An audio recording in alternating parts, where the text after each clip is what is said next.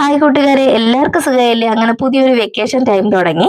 അപ്പൊ എന്റെ രണ്ടാമത്തെ അനുജത്തി എന്നെ ആദ്യം എത്തിയിട്ടുണ്ട് കേട്ടോ. അപ്പൊ ഏറ്റവും ഉള്ള അനിയത്തിക്ക് ഈ വെക്കേഷൻ നിൽക്കാൻ പറ്റിയിട്ടുണ്ടായിരുന്നല്ലോ കേട്ടോ വീട്ടിൽ വന്നിട്ട്.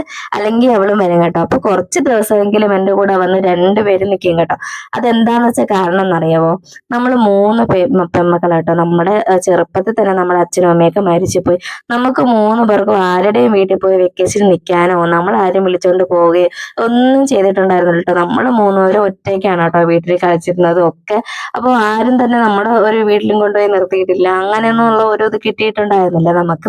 പക്ഷെ ആ ഒരു ഇത് ഞങ്ങളുടെ മക്കൾക്ക് വരരുതെന്ന് വിചാരിച്ച് ഞങ്ങൾ മൂന്ന് പേരുണ്ടല്ലോ. അപ്പൊ എൻ്റെ വീട്ടിലാണ് കേട്ടോ അവർ രണ്ടുപേരും വരാറ് വെക്കേഷന്. കുറച്ച് ദിവസം, ഒരു 10 ദിവസമെങ്കിൽ 10 ദിവസം വന്ന് ഹാപ്പി ആയിട്ട് മക്കളൊക്കെ ആയിട്ട് കളിച്ച് ചേച്ചിട്ട് നല്ല എന്താ പറയാ കുറച്ച് ദിവസമെങ്കിലും ഇരുന്നിട്ട് ഇഷ്ടപ്പെട്ട ഫുഡൊക്കെ ഉണ്ടാക്കി കഴിച്ചിട്ടാണ് കേട്ടോ അവർ പോകുന്നത്.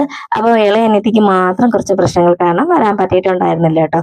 അപ്പോൾ അതുകൊണ്ട് നമ്മുടെ മക്കൾ നല്ല ഹാപ്പി ആയിട്ടിരിക്കണമെന്ന് നമുക്ക് എന്താ പറയാ നിർബന്ധമുണ്ട് കേട്ടോ. അപ്പം നമ്മൾ അവഗണിക്കപ്പെട്ടെടുത്ത് അവഗണിക്കപ്പെട്ടതും എന്താ പറയാ നമുക്ക് കിട്ടാത്ത കാര്യങ്ങൾ നമ്മളെ മക്കൾക്ക് കിട്ടണമെന്ന നിർബന്ധം നമുക്ക് മൂന്ന് പേർക്കും ഉണ്ട് കേട്ടോ. അങ്ങനെ അവർക്ക് ഇഷ്ടപ്പെട്ട നമ്മളിവിടെ ഇലയട എന്നൊക്കെയാണ് കേട്ടോ പറയുന്നത്. അപ്പൊ അതൊക്കെ ഉണ്ടാക്കി കൊടുത്തായിരുന്നു കേട്ടോ. മധുരമായതുകൊണ്ട് മക്കൾക്ക് ഭയങ്കര ഇഷ്ടമാണ്. അപ്പൊ അവരെല്ലാവരും കഴിച്ചായിരുന്നു കേട്ടോ. അപ്പൊ 4 പേരും കഴിച്ചിട്ടുണ്ടായിരുന്നു. അപ്പൊ ഒരാളുടെ കുറവുണ്ടായിരുന്നു കേട്ടോ. അത് ഇടയ്ക്കിടയ്ക്ക് നമ്മൾ പറയാറുണ്ട് കേട്ടോ. അപ്പം നമ്മൾ പുറമെ 5 പേരും പുറമെ ഭയങ്കരമായിട്ട് എന്താ പറയുക അടിയും ബഹളവും കണ്ടാൽ തന്നെ ഒരുപാട് ദിവസത്തിന് ശേഷം കാണുന്നതാണെങ്കിലും എന്നാലും ഭയങ്കര അടിയും ബഹളമാണ് കേട്ടോ ഇരുന്ന്.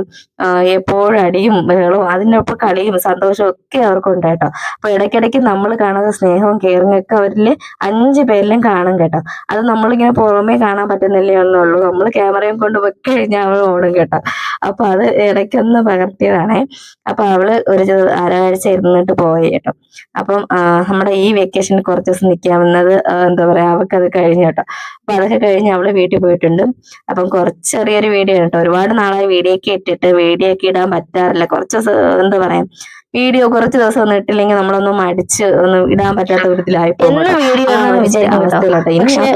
ഞാൻ ഇനി മുതൽ വീഡിയോ ഇടും കേട്ടോ. ദിവസം കണ്ടിന്യൂസ്ലി വീഡിയോ ഇടണമെന്ന് വിചാരിക്കുന്നു.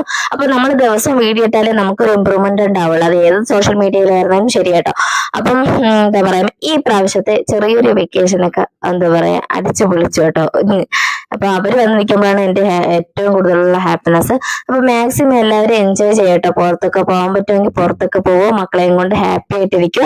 അല്ലാത്തവരാണെങ്കിൽ ഹാപ്പി ആയിട്ടിരിക്കുക കേട്ടോ. അപ്പൊ മക്കളില്ലാത്തവരും എല്ലാവരും ഹാപ്പി ആയിട്ടിരിക്കുക. അപ്പൊ എവിടെയെങ്കിലും മാക്സിമം വെക്കേഷൻ സമയത്ത് നമുക്ക് ഫ്രീ ആയിട്ട് എന്ത് കാര്യം ചെയ്യാൻ പറ്റുമോ ആ കാര്യങ്ങളൊക്കെ വെക്കേഷൻ ടൈമിൽ ചെയ്യാം കേട്ടോ. അപ്പം അത്രേ ഉള്ളൂ കേട്ടോ. കുറച്ച് ദിവസം എനിക്ക് ഹോസ്പിറ്റലിൽ ആയതുകൊണ്ട് വന്നു കേട്ടോ. അപ്പോഴും അതുകൊണ്ടാണ് കേട്ടോ കുറച്ച് വീഡിയോ ഇടാനൊക്കെ ഒരു തടസ്സമൊക്കെ വന്നിട്ടുണ്ടായിരുന്നത്.